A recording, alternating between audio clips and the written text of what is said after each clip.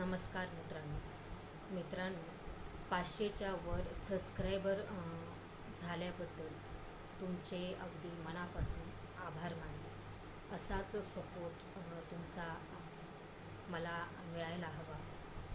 मित्रांनो, हळूहळू का असेना 500च्या थोड्याशा वर सबस्क्रायबर झाले आणि असाच आशीर्वाद तुमच्याकडनं मला मिळायला पाहिजे आणि माझे व्हिडिओ तुम्ही बघायला पाहिजे असं मला वाटतं।